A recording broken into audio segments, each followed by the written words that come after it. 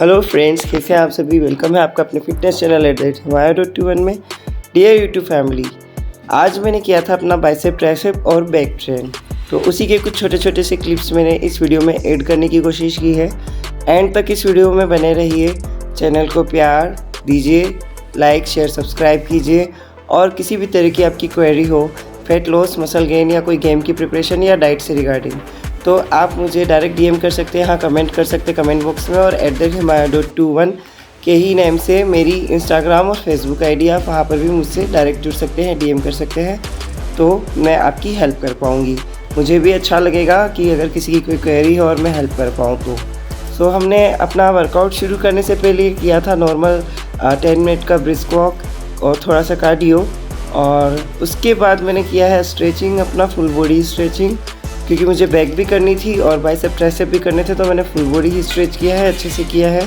और उसके बाद मैंने लाइट वेट डंबल के साथ में डंबल कर्ल्स और ट्राइसेप एक्सटेंशन, ये सारा कुछ बिल्कुल लाइट वेट के साथ में किया है।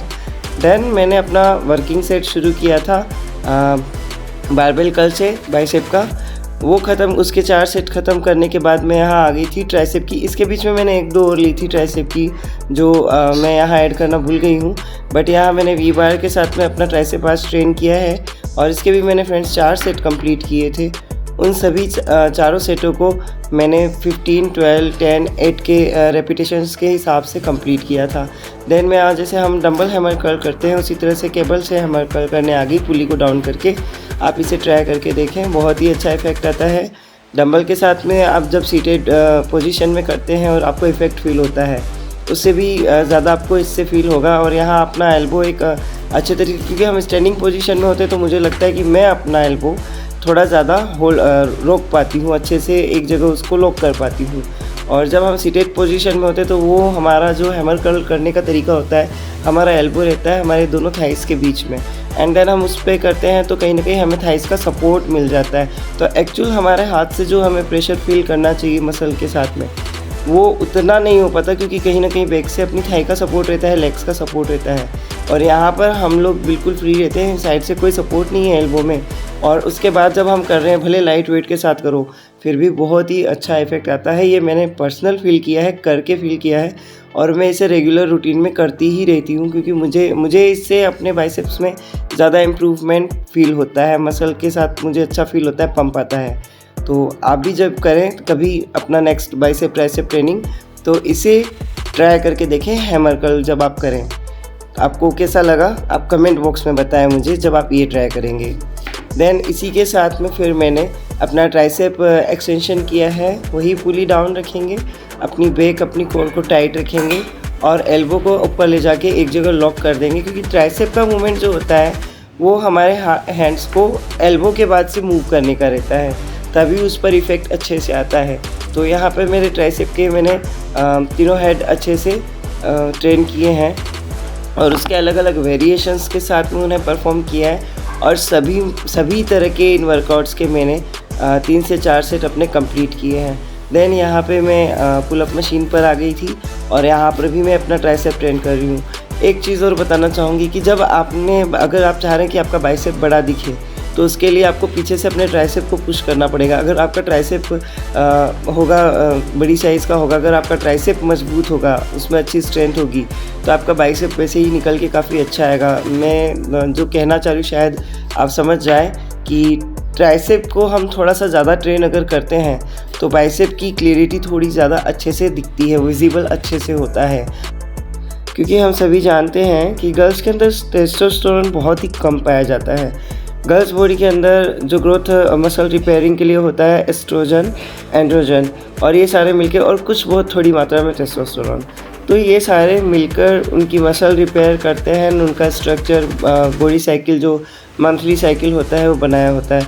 क्योंकि गर्ल्स का जो पूरा बॉडी टाइप होता है, हार्मोन बैलेंस करने का तरीका जो होता है, और जो ग्रोथ हार्मोन्स होते हैं, वो बॉयज़ से पूरी तरह से अलग होते हैं।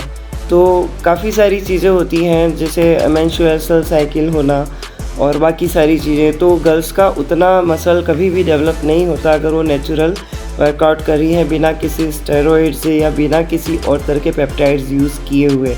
अगर वो बिल्कुल नेचुरल पे चलती हैं। तो अगर आप सोचो कि जैसे बहुत ही हम देखते हैं बड़ी बॉडी बिल्डर्स होती हैं, उनका काफ़ी बड़ा मसल मास होता है लाइक बॉयज़ की तरह, जैसे कि नॉर्मल हम बॉडी बिल्डर्स में भी देखते हैं। लेकिन नॉर्मल अगर कोई गर्ल वर्कआउट कर रही है तो उसका उतना नहीं होता। रीज़न यही है कि वो अलग से ना तो कोई इस तरह के सप्लीमेंट्स लेती हैं, ना स्टेरॉइड्स, ना पेप्टाइड साइकिल चलाती हैं, श्रम्स वगैरह कुछ भी नहीं, तो उतना उनका नहीं हो पाता। आप नेचुरल अगर वर्कआउट कर रहे हैं, नॉर्मल घर की डाइट के साथ, नॉर्मल आप क्लीन डाइट के साथ, अच्छा प्रोटीन, अच्छा फाइबर इंटेक कर रहे हैं, तो आपकी मसल हल्की फुल्की विजिबल होने लगती है। बहुत क्लियरिटी के साथ नहीं, वो क्लियरिटी तभी आएगी जब आप एकदम स्किनी होंगे। यहाँ फ्रेंड्स मैं आपको बैक वर्कआउट के कुछ अलग वेरिएशन करती हुई दिख रही होंगी, जिसमें मैंने लेट पुल डाउन भी मैंने इंक्लाइन बेंच पर ही किया है एंड रोइंग भी मैं इसी बेंच पर इंक्लाइन पर ही कर रही हूँ। अब इस पोस्चर में मैंने क्यों किया है, इसका रीज़न मैं आपको बाद में बताऊँगी नेक्स्ट वीडियो में। फ़िलहाल आप मैं जो कर रही हूँ, अगर आपके दिमाग में कोई क्वेश्चंस आ रहे हैं इसके रिगार्डिंग, तो एक बार आप ट्राई करके देखें। पुली को डाउन करें और बिल्कुल लाइट वेट के साथ में इंक्लाइन रखें बेंच को, और फिर करके देखें आपको लेट्स पर, आपके डेल्ट्स पर, लेट्स पर, रोम्बॉइड पर किस जगह ज़्यादा फील आ रही है। ये आपके लिए क्वेश्चन है, आप मुझे कमेंट बॉक्स में कमेंट करें, ताकि मुझे भी ये पता चले कि आप लोगों को ये वीडियोस, मेरे वीडियोस देखकर कितना समझ में आता है, ताकि मैं आगे उस लेवल पे इसे और तैयार कर सकूं। तो बेटर अच्छा है कि अच्छी सी डाइट लीजिए, अच्छा खाइए पीजिए, अच्छे से वर्कआउट कीजिए। स्पेशली गर्ल्स जो अपने ऊपर ध्यान नहीं दे रही है, वुमेंस अपने ऊपर ध्यान दीजिए, क्योंकि आफ्टर मेनोपॉज आपका मसल बहुत जल्दी डाउन होने वाला है। और जब मसल टूटता है तो हम देखते हैं ना, जैसे कोई हम थोड़ी सी उम्र होने के बाद कि हमारी दादी पहले लंबी हुआ करती थी, सडनली वो बहुत छोटी हो गई, उनकी हाइट कम हो गई है, वो सिकुड़ सी जाती है, या उनके घुटनों में दर्द हो जाता है, बैकबोन में प्रॉब्लम आती है, बहुत सारी प्रॉब्लम्स आती हैं। वो सब इसीलिए आता है क्योंकि उनकी बॉडी के अंदर उतना मसल ही नहीं कि वो उन्हें फिट रख सके। ओनली फैटी टिश्यूज़ ही रह जाते हैं, तो उससे हमें काफ़ी सारी प्रॉब्लम्स होती है। तो कोशिश करें कि उस एज तक पहुंचने से पहले मसल अपना इतना डेवलप कर लें कि आपका फ्यूचर बहुत अच्छा हो। फ्यूचर सेंस कि आपको ज़्यादा मेडिकल के या डॉक्टर्स के चक्कर ना लगाने पड़े। तो अपनी डाइट का, अपनी हेल्थ का ध्यान रखें, हेल्दी, हैप्पी, खुश रहें। आज के वीडियो में इतना ही। सो अपना ध्यान रखें। Thanks for watching, love you.